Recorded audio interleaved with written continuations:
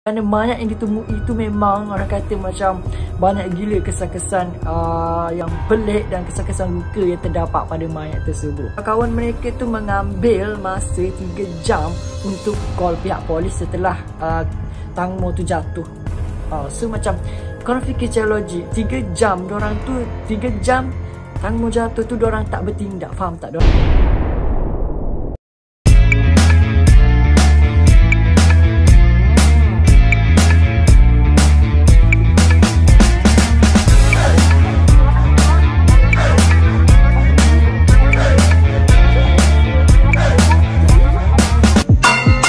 Nothing. Semu, aku. Cu subscribe gak Ya Allah bok teh. Subscribe. Bodoh nothingnya. Hai guys, Assalamualaikum warahmatullahi taala wabarakatuh, and welcome back to my YouTube channel. Nothing ting. Hai guys, so kembali lagi bersama dengan aku dalam video terbaru. Okay, so video ini adalah video part 2, which is aku nak menceritakan dan membahaskan lagi secara lebih terperinci tentang isu kematian artis popular Thailand iaitu Tang Mo. Okay, so banyak gila spekulasi dekat media sosial, dekat TikTok especially, dan juga banyak gila bukti-bukti yang telah terpancar dan terpapar dekat media sosial. Jadi di sini aku nak mengupaskan dan nak menceritakan sedikitlah seberapa banyak kemusykilan dan bukti-bukti yang ada, dan aku nak korang make sure subscribe dulu YouTube channel aku. Don't forget to like, share dan juga komen. So ini adalah berdasarkan kajian aku juga, aku baca dekat internet, aku search, dan kalau ada benda yang tersalah tu aku nak mohon maaf. So di sini terdapat banyak gila bukti-bukti yang menunjukkan bahawa kematian Tang Mo ni bukan disebabkan oleh kecelakaan, tetapi disebabkan oleh kes bunuh. Pandangan daripada pihak juga ada mengatakan bahawa Tang Mo ni, beliau ni jatuh dan juga mati lemas kerana dibunuh oleh rakan sendiri. So aku sebenarnya kurang tak tahulah kes ini betul ke tidak. Berdasarkan bukti-bukti yang ada dan bukti-bukti yang terdapat ni, bukti ni memang sangatlah kukuh merujuk kepada kenyataan itu adalah benar. So kes Tang Mo ni menurut siasatan forensik, mayatnya yang dijumpai ini sangat-sangatlah sedih dan sangat-sangatlah tragik dan sangat-sangat menggerunkan. Kenapa? Kerana mayat yang ditemui itu memang orang kata macam banyak gila kesan-kesan yang pelik dan kesan-kesan luka yang terdapat pada mayat tersebut. Kesan luka yang terdapat pada peha Tang Mo sangatlah dalam, dan itu memberikan orang kata satu kemusykilan kepada semua para netizen dan juga pakar forensik. Sebenarnya apa yang telah terjadi kepada mangsa, dan dipercayai jika beliau jatuh tak kata macam mustahil ada terdapat luka yang sangat besar. Meskipun luka itu ada pandangan daripada beberapa pihak mengatakan luka itu akibat terkena lepas bot, dan juga dikatakan mayat Tang Mo ni penuhi dengan pasir dan juga lumpur pada bahagian paru-paru dia lah akibat lemas, dan dia telah tertelan banyak pasir dan lumpur. So memang kematian artis ni sangat-sangatlah tragis dan menggurunkan. So ada miss point yang tidak diberitahu oleh pihak forensik terhadap mayat tersebut. So maksudnya macam ada lagi lah benda-benda yang penting dan benda-benda bukti-bukti yang tidak dikemukakan oleh pihak-pihap forensik. So, di sini aku nak bagi tahulah sedikit bukti dan beberapa banyak bukti yang telah terdapat. So sebenarnya netizen kita ni banyak tahu memberikan kerjasama untuk menyelesaikan kes ni. Tapi secara telitinya lagi aku akan ceritakan kepada korang semua. Okey, bukti yang dapat aku kemukakan di sini adalah korang cuba fikir secara logik tau. Mayat yang dijumpai mayat Tang Mo yang dijumpai itu dalam berpakaian swimming suit dengan outwear. Maksudnya macam dia pakai baju swimming suit. Korang faham kan? Baju yang kiranya kalau kita nak buka, contoh kalau kita nak kencing ke apa kan, kita hanya akan buka semua sekali. Kita tak boleh nak buka separuh, faham tak? So sebelum kejadian beliau ni jatuh, dipercayai Tang Mo ni dia nak kencing tau. Dia nak kencing dan dia pergi ke belakang bot. So malangnya tandas tidak berfungsi dan menyebabkan dia terpaksa nak membuang air kecil secara terbuka. Korang boleh faham tak? So kalau korang, aku akan tunjukkan gambaran video lah, sedikit gambaran video footage yang orang kata just lakaran sahaja kan. Dan di sini kalau kita fikir secara logik kan, bila kita fikir secara logik, beliau merupakan seorang artis popular Thailand top. Maksudnya artis top Thailand lah. Dan mustahil kalau dia nak membuang air kecil secara terbuka macam tu. Mestilah dia nak, ada kata macam ada privacy, dan macam memang tak logik kalau dia nak membuang air kecil secara terbuka kan. Jadi di sini pun terdapat sedikit keraguan dan kepelikan bagi aku sendiri dan juga orang lain.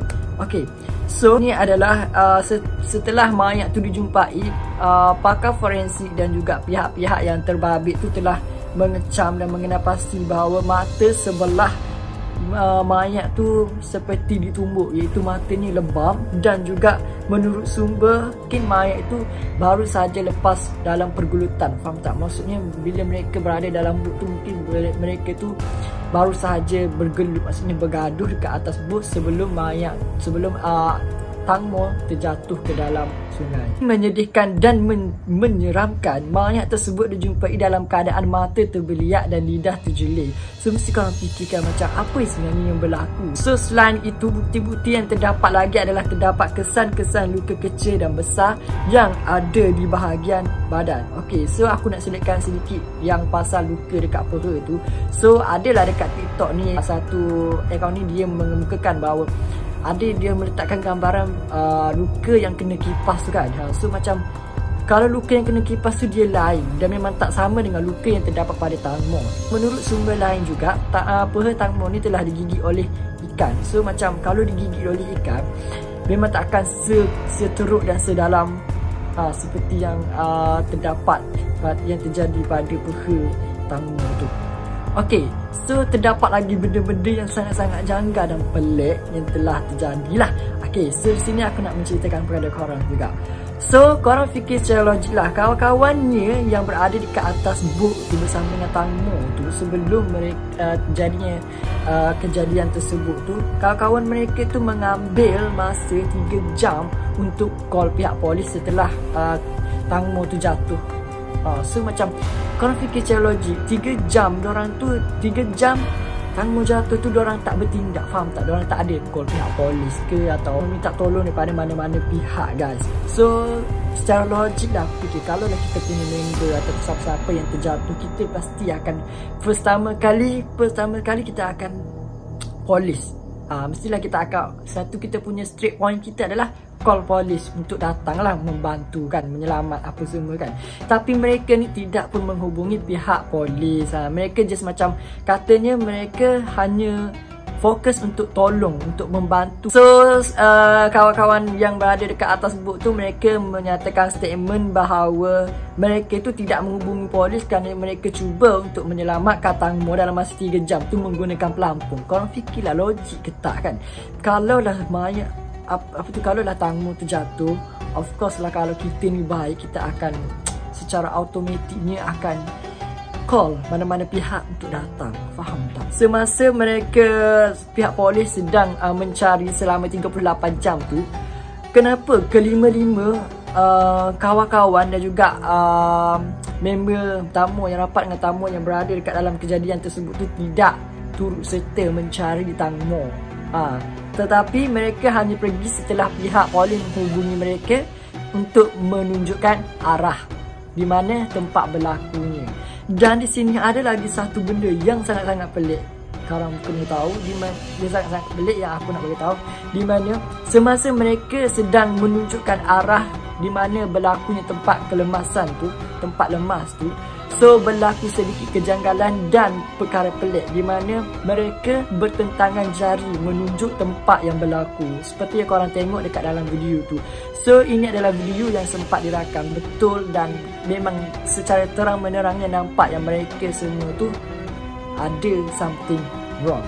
Buktinya lagi dan benda yang pelik yang terdapat lagi, kelima-lima member rapat Tang Mo tu terdapat kesan-kesan cakaran dan juga kesan-kesan luka pada bahagian badan, dan juga terdapat sedikit koyak-koyakan pada bahagian baju-baju yang baju-baju suspek tu. So macam benda pelik kan, macam mana boleh ada luka dan juga boleh ada kesan koyak ke apa, sedangkan mereka tu adalah orang yang hebat. Faham tak? Orang yang artis apa semua kan, orang kaya-kaya. So takkanlah mereka nak pakai baju yang koyak, dan takkanlah mereka ada kesan-kesan luka pada bahagian muka, bahagian badan kan. So kalau kita fikir secara logik, apakah sebenarnya yang berlaku? Dan mungkinkah berlaku sedikit pergelutan di antara mereka dan menyebabkan Tang Mo tu dibunuh secara sengaja? Mereka ni seperti tak ada apa-apa, orang kata rasa kebimbangan dan rasa apa tu, maksudnya macam biasa kalau kita punya member kita jatuh ke lemas ke ataupun hilang ke, mesti kita akan rasa resah, gelisah, menangis ke apa. Tapi mereka datangnya dengan muka yang sangat-sangat tenang. Faham tak? Seperti mereka tu dah selesai menjalankan sesuatu tugas tu. So macam banyak gila benda-benda yang pelik yang masih lagi tidak terungkai. Orang kata macam sangat-sangat misteri, sebab Tang Mo ni merupakan seorang artis dan dia dipercayai pandai berenang semasa dia kecil lagi. So mustahillah dia boleh lemas bila dia jatuh sedangkan dia pandai berenang. Kemungkinan besar dia mungkin akan lemas sekiranya dia tidak mendapat pertolongan. Faham tak? So aku meneliti punya CCTV yang terdapat pada tempat kejadian tu yang viral dekat TikTok tu. So terdapat 2 pelampun kan. So kalau korang mengenal pasti ada terdapat sedikit penampakan yang tak berapa jelas, seolah-olah terdapat satu, orang kata, pautan tangan pada bahagian pelampung tu, tetapi tidak berjaya. So di situ tu aku macam aku fikir mungkinlah tahap satu tu Tang Mo cuba untuk berpaut pada pelampung tu, tetapi dihalang oleh seorang lelaki ni. So di sini aku dapat klasifikasikan bahawa mungkinlah kejadian ini berlaku adalah telah disengajakan. Menurut siasatan juga, apa yang aku fahamkan, manager Tang Mo tu sebenarnya mereka tu mengubah, manager Tang Mo tu dia ada mengubah jadual Tang Mo tu. Aku kurang mendalami sama, tapi ada aku baca statement ni mengatakan bahawa sebenarnya Tang Mo ni ada jadual dan diubah oleh manager dia atas tujuan tertentu. Tang Mo ni percaya sebab dia kenal manager dia tu dah lama. Jadi dia tu macam tak berapa confused lah, tak berapa curious. Orang kata macam kenapa tiba-tiba kena ubah ni kan. So di situ pun pelik kan. Tiba-tiba pelik, faham tak? So guys, secara logiknya bila kita fikir kan, macam manalah Tang Mo ni boleh lemas, dan memang orang kata macam tak logik lah kalau dia tidak dapat diselamatkan, sebab kat situ banyak gila benda-benda yang dapat kita beri pertolongan kepada Tang Mo tu. Sebagai contoh ada pelampung kan. So mustahil lah kalau Tang Mo tak dapat menyelamatkan diri. Even tak, cuba korang fikir kalau dia tiba-tiba terjatuh daripada belakang, and then dia mungkin sempat untuk terapung and untuk meminta tolong dan berpaut. Dan satu lagi benda yang sangat pelik adalah semua penumpang tu tak perasan dia terjatuh. So sangat-sangatlah pelik bagi aku bagaimana boleh terjadi, bagaimana mereka tak boleh perasan. Faham tak? Aku sendiri pun rasa macam pelik. Korang rasa macam mana? Dan di sini aku pun nak bagi tahu bahawa sebenarnya Tang Mo ni ada memelihara seorang anak angkat dia, which is anak angkat dia ni merupakan anak manager dia. Tang Mo ni ada meletak, kalau kata macam meletakkan nama harta dia atas nama anak angkat dia, sebab dia sayang sangat-sangat terhadap anak angkat dia tu. So kalau korang fikir kan, korang bayangkanlah kalau lah Tang Mo tu meninggal, so harta Tang Mo ni yang bernilai berapa, aku lupa dah berapa, pasti akan jatuh pada anak angkat tu. Dan anak angkat dia tu masih lagi kecil, dan mestilah duit tu akan dipegang oleh manager. Aku rasa macam terdapat banyak gila kemiskinan yang berlaku dan bergelegar lah fikiran otak. Tapi aku bukanlah pihak investigation, penyiasat untuk nak memberitahukan apa yang nak menyiasat apa semua. Aku just macam nak berkongsi sahaja aku punya pendapat dan apa yang aku faham kepada korang semua. Pengajarannya di sini, kita tidak bolehlah percaya terhadap kawan rapat kita, sebab mungkinlah kawan rapat kita merupakan racun dalaman. Dan juga stranger dekat luar tu mungkin mereka tu racun juga, tapi tak semestinya mereka tu jahat. Faham tak? Jadi yang penting sekarang ni kita kena just percaya pada diri kita saja dan jangan percaya 100% pada orang lain, even orang tu rapat seperti adik-adik kita sendiri. Pasti itu sajalah aku harap penerangan aku ni sedikit sebanyak adalah membantu dan memfahamkan lagi kepada korang semua yang masih belum faham tentang quiz ni, dan aku rasa quiz ni masih lagi belum selesai. So aku rasa sampai sini sajalah. Until we meet in the next video. Assalamualaikum, bye bye.